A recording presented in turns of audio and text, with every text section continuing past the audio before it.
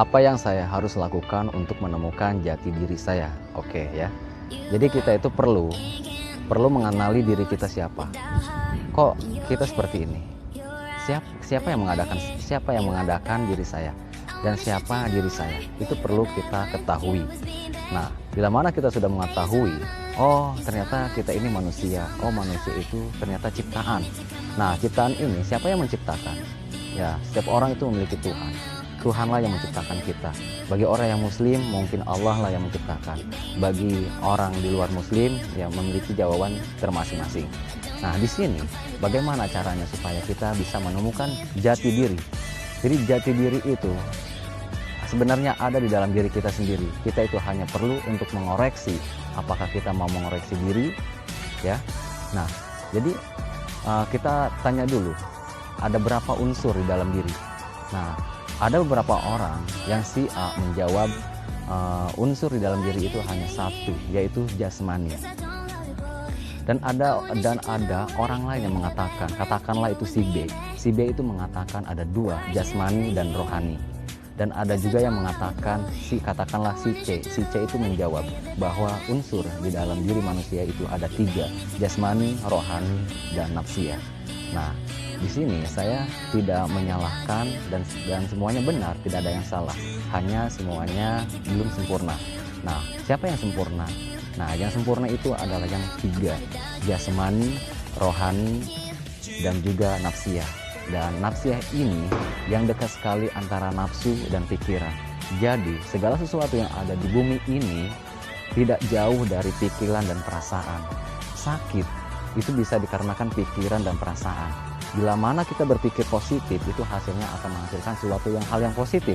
Tapi jika kita berpikir negatif, itu akan mengakibatkan sesuatu yang tidak kita inginkan. Ya. Nah, jadi jasmani, dan kita kembali lagi kepada jasmani. Ada berapa unsur di dalam jasmani? Nah, di dalam jasmani itu ada yang dikatakan 9 wali. Dan apakah itu 9 wali? Nah, kita bisa lihat kepada diri kita titik-titik lubang yang ada dalam tubuh kita, yaitu mata, telinga, hidung, mulut, tangan, perut, ya, kemaluan, dan juga yang belakang dubur. Nah, itu adalah titik yang harus kita jaga. Itu adalah jati diri kita. Ini adalah modal kita. Bagaimana kita akan memanfaatkan akal, pikiran, dan juga perasaan kita untuk menjaga titik yang ada di dalam tubuh ini. Ini semuanya modal. Anda pengen berbisnis apapun, Anda ingin apapun yang Anda harapkan, Anda menginginkan sesuatu kesuksesan, itu bisa. Kita sudah memiliki modalnya, titik-titik ini, ya. Mata ini modal, pendengaran ini juga modal, punya mulut ini adalah modal. Kita bisa berbicara hal yang positif, hal yang baik, kita juga bisa menyampaikan suatu ilmu, itu sudah menjadi suatu kebaikan. Dan kita punya mata bisa melihat suatu hal yang baik, bisa melihat suatu yang buruk. Dan kita punya akal dan nafsu, dan kita gunakan akal dan pikiran kita untuk apa?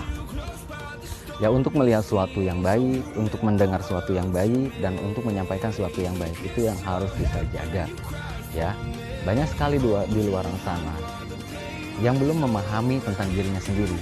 Jadi akhirnya banyak sekali orang yang optimis, dan banyak juga orang yang pesimis, banyak, ya. Itu karena apa? Itu adalah suatu keadilan dari Allah, dari Tuhan kita semua. Nah, jadi kita tidak bisa terhindar dari keduanya, antara optimis dan pesimis itu memang ada di dalam diri kita sendiri, ya. Jadi apakah kita yang mengerti mau menjadi orang yang pesimis terus? Apakah kita akan menjadi optimis terus? Nah, ini suatu keputusan dari Anda. Jika Anda ingin sukses, maka jadilah orang yang selalu optimis dan selalu yakin. Saya yakin dan percaya bahwa Anda akan sukses kemudian hari. 1-2 tahun, 2 tahun sampai 5 tahun Anda bisa mencapai kesuksesan dan bebas finansial, ya. Bila mana Anda sudah bisa mencapai bebas finansial, wah itu sangat luar biasa, ya. Anda harus keluar dari zona nyaman sekarang, ya. Jika Anda sudah mengetahui bahwa Anda ini siapa, ya udah, action dari sekarang. Lakukan yang terbaik, Bapak, Ibu. Saya percaya bahwa orang yang percaya adalah orang yang diberkati oleh Tuhan. Orang yang percaya adalah orang yang bisa menciptakan miracle dalam hidupnya. Orang yang percaya dari angka 0 hingga menjadi pahlawan. Orang yang percaya adalah orang yang biasa-biasa menjadi luar biasa. Orang yang percaya adalah orang yang depresi, frustasi, kecewa. Dia